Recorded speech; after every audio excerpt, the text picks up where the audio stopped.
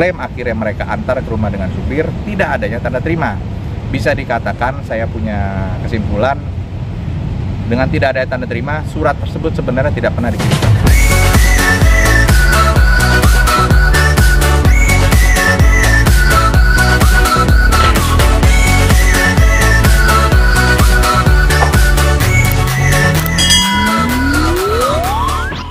Kelalaian pelanggaran SOP, jadi adanya SOP yang tidak dijalankan oleh Bank BRI sehingga menimbulkan kerugian di sisi saya. Jadi di Desember 2022 ada aset yang telah saya kembalikan kepada Bank BRI. Saat setelah terima aset tersebut, aset telah diterima dengan baik, ada dokumentasi, ada berita acara serah terima, semua sudah selesai. Namun tanpa sepengetahuan saya, tiba-tiba di bulan berjalan, Januari, Februari, Maret itu dilakukan pendebetan sepihak oleh BRI sehingga nama saya masuk ke dalam daftar hitam. Saya melaporkan ke Polda Metro Jaya di tanggal 8 Mei 2023. Itu yang saya bawa adalah surat penolakan kredit dari Bank BCA dan Bank CMB Niaga serta foto dokumentasi serah terima kunci kepada Bank BRI, yang mana seharusnya saat rumah itu sudah saya serah terimakan dalam keadaan baik, tanpa pemaksaan, tanpa pengusiran, seharusnya saya sudah tidak ditagihkan lagi oleh Bank BRI. Namun Bank BRI dalam hal ini tidak menyampaikan SOP maupun prosedur-prosedur yang seharusnya dilakukan dalam perbankan, yaitu tentang pemberian surat peringatan 1, 2, 3 yang ternyata tidak pernah sampai kepada saya.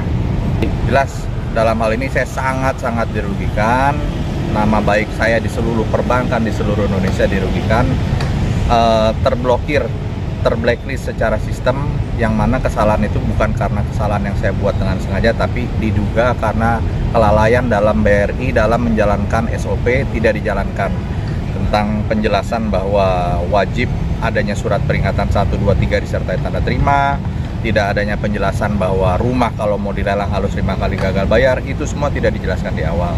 Jadi kerugian saya selain nama baik, ya tentu banyak proyek-proyek yang tadinya saya didanai oleh perbankan menjadi tidak bisa didanai lagi dengan sejak nama saya masuk daftar hitam.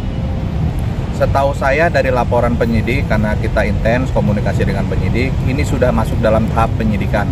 Telah ditemukan 2 bukti permulaan yang cukup, dan kemarin kalau nggak salah telah coba dilakukan gelar untuk naik tersangka, namun ada beberapa temuan dari pengawas penyidik, yaitu wajib dilengkapi, dilampirkan SOP dari Bank BRI, juga pemeriksaan dari OJK. Setahu saya mungkin saat ini kemarin terakhir SOP BRI telah didapat dari pihak Bank BRI, dan sekarang lagi mau memintai keterangan pihak OJK dalam hal ini sebagai ahli.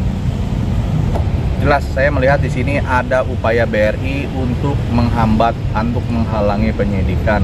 Patut diduga BRI menghambat penyidikan ini. BRI sangat sulit dimintai SOP dengan berbagai macam alasan, padahal SOP itu sangat mudah didapatkan. Saya tinggal datang ke BRI cabang lain, saya selaku nasabah prioritas di BRI, saya tinggal minta dan mereka menunjukkan kepada saya. Di situ saya menemukan bahwa di poin tertentu di dalam SOP penyelesaian kredit ada poin bahwa wajib adanya surat peringatan 1, 2, 3 yang wajib disertai dengan adanya tanda terima bahwa surat itu berarti sudah diterima oleh debitur, dan ini tidak dilakukan oleh BRI.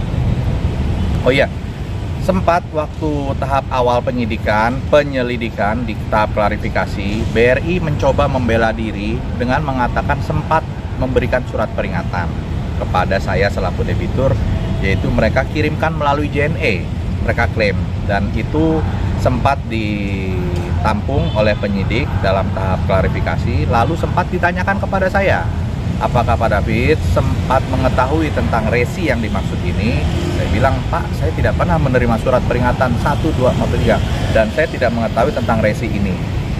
Mungkin Pak penyidik, saya sampaikan, sekarang zaman sudah online, JNE bisa dingecekkan, melakukan secara online melalui tracking JNE, dan saat itu penyidik pun melakukan pengecekan tracking by JNE online, dan nomor tersebut tidak ditemukan, alias fiktif, alias JNE resi palsu.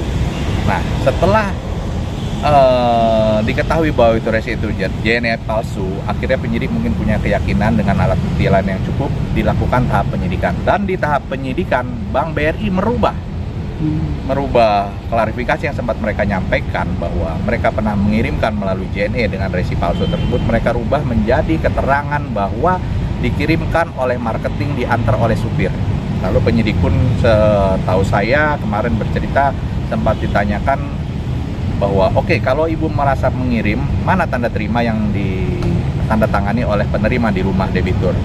Alasan mereka tidak sempat membuat tanda terima ataupun meminta tanda terima karena buru-buru. Jadi menurut saya ini sudah tidak masuk akal sama sekali, karena Januari, Februari, Maret surat peringatan 1, 2, 3 mereka klaim akhirnya mereka antar ke rumah dengan supir, tidak adanya tanda terima. Bisa dikatakan saya punya kesimpulan dengan tidak ada tanda terima, surat tersebut sebenarnya tidak